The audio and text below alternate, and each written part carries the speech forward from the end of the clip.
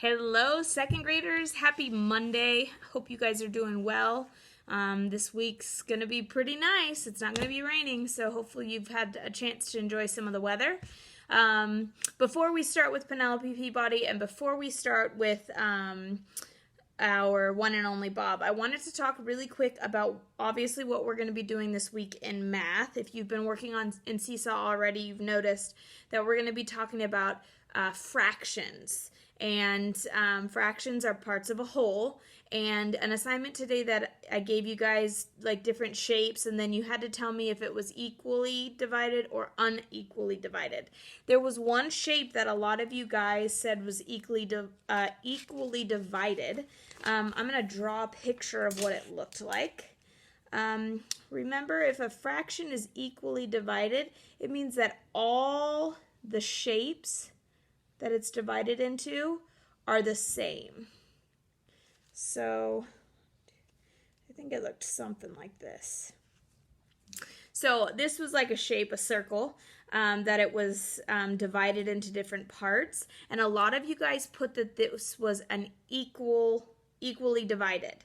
You are correct that some of the shapes, some of the parts are equally divided, like this part and this part would be the same. But when we're talking about fractions, it means every single part is exactly the same. So like this one kind of looks like a little circle at the top. This is not the same as this shape right here. So this circle right here would not be equally divided. So this could not be a fraction.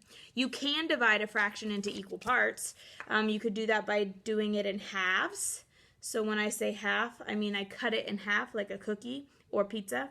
Or you could also do it in fourths, like this, right? 4 equal parts. Or you could even do it in fifths, sixths, thirds. You can cut a circle into lots of equal parts, but this would not be considered a fraction cut into equal parts because each shape has each different fraction part is a different shape. This would be how you could divide a circle into a fraction into equal parts, but this would not be an equal fraction. Hopefully that makes sense. I know it can be confusing. Fractions can definitely be confusing, but on Thursday we're going to be going over on our Zoom meeting. We'll talk a lot about equal parts. We'll talk about what a fraction looks like. We'll talk about something you'll be learning later this week called a numerator and a denominator. We'll talk about it all. So mark your calendars for Thursday at 2 o'clock for our Zoom meeting so you guys can come and learn a little bit more about fractions. All right.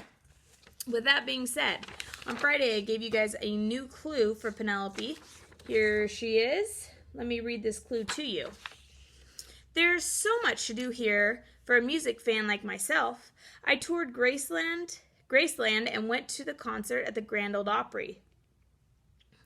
Tomorrow I'm off to the Memphis Zoo. Maybe I'll volunteer to help feed the tigers, since this is known as the volunteer state. Would you believe I am lost again? Would you be so kind as to tell me which state I'm visiting this time? All right, there it is. And oh my gosh, you guys got back to me quick on this one. I have Raven, Caden, Adelaide, Weston, Lucas, and my mom all got that correct already. It's only Monday. So if you think you know where she is, let me know. Get back to me because tomorrow I'm going to tell you the correct answer and I will give you a new clue for a new state that she's visiting. We're just going to roll right along. All right. So let's move on to the one and only Bob. We are just about halfway through the book.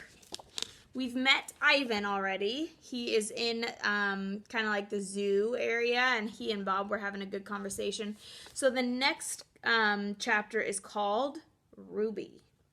Remember, Ruby was the baby elephant that came to the zoo that that Ivan was able to get himself and Ruby out of the mall and sent to where they are now. So this is called Ruby. Uncle Bob! Ruby races over, gloomph, gloomph, across the broad field that's part of the elephant's domain. She's so cute when she runs, like she's determined not to trip on her trunk. Ruby adores me. I make her laugh. I read the room. I lighten the mood. I gotta admit, I am kind of adorable. When I'm with Ivan, I think, pal, we've been through a lot, you and me. We are survivors. When I look at Ruby, I think, girl, look at you. Hard luck passed, and here you are, so much happier, so loved. Ruby, like Ivan, was plucked from Africa as a baby. She ended up in a circus that went bankrupt and then got shipped off to Max Mall. Ruby was taken in by dear old Stella. When Stella passed away, Ivan stepped in to play. Well, elephant dad, I guess. I did my part too, not because I felt like I had to. It's just made my life easier. Elephant toddlers are a handful. You think humans are bad? Try putting a 200-pound baby elephant in timeout. That would be hard. The next one is called Ruby's Family. Little Ruby seemed much more content at the park, surrounded by her new herd. Old and young, in between, they spoil that adored little girl like you wouldn't believe. She deserves every minute of it.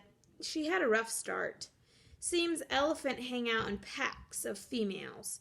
Now that she's at the park, Ruby has adoptive sisters and aunts and godmothers galore. In the wild, the elephant guys head off once they're old enough and do their own thing. Sometimes I lose track of who's who among the elephants because they're always taking mud baths and scrambling up their smells.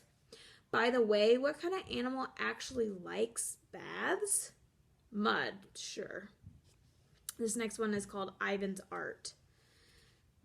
How's it going, girl? I called to Ruby as she stopped near the moat, edging the wall. I had cantaloupe for breakfast, Uncle Bob, and it was yummy. And then I took a mud bath. She pauses to take a breath. Do you want to hear a new dog riddle, Uncle Bob? Of course I do, I say, and I catch Ivan's amused glance. What kind of dog is always on time? Asks Ruby. Here's a picture of Bob. So here's her riddle. What type of dog is always on time? You got me, Ruby. I'm totally baffled, befuddled, bewildered. What kind of dog? A watchdog, Ruby exclaims. Watchdog, get it, Uncle Bob? Not bad, Ruby. Not bad at all, I say. Ivan says it's going to rain buckets, said Ruby. She dips her trunk in the moat and blows bubbles. I think Ivan is onto something there. Did he show you his new picture? Ruby asks. She grabs a tuft of grass and tosses it in the air. I wish I could see it, but I can't because that silly wall. But he told me all about it. My pal Ivan is quite the artist, just like Julia. Ivan sits up and nods towards a spot on the wall. Another mud mural, I ask? As any good dog knows, dirt plus water equals mud, and mud means mess, and mess means let's roll in this stuff and maybe dig a hole or 2 or 10. But for Ivan, mud plus a flat surface equals a waiting canvas. I crane my neck, edging a bit farther down the top of the wall. Don't want to draw attention to myself. Hey, nice, I say. I mean, I'm not an art guy. To me, art is a glop of sprayed cheese on a cheese dog with extra grated cheese on top. Still, I've always admired Ivan's work. Ivan begins. No, I say, don't tell me, let me guess. You always guess wrong, Ivan says. Not always. You thought my palm tree was a dandelion. Art is in the eye of the beholder, I say. You thought my blackberries were giant ants. Kenyani ambles up to join the conversation. And need I remind you that you thought his portrait of me was a chimpanzee with gas? The resemblance was striking, I say. Kenyani glares at me. She glares at me a lot. All right, I think I'll read one more. This one is called On the Subject of Chimps. Probably I shouldn't have mentioned the chimp angle. Gorillas aren't as open-minded as dogs. A lot of them have a thing about chimps. Think they're clowns. But when I look at apes and gorillas, seems to me they have a lot more in common than they like to admit. Dogs aren't perfect, but I'll tell you one thing where we rule. Tolerance. For us, a dog is a dog is a dog. I see a Great Dane, I say howdy. I run into a puggle, it's glad to meet ya. How's it going? Go to a dog park and you'll see. We're all equal opportunity playful. You sniff my rear, I sniff yours. Gross. You don't see that with humans, obviously. Constantly seeing differences where none exist.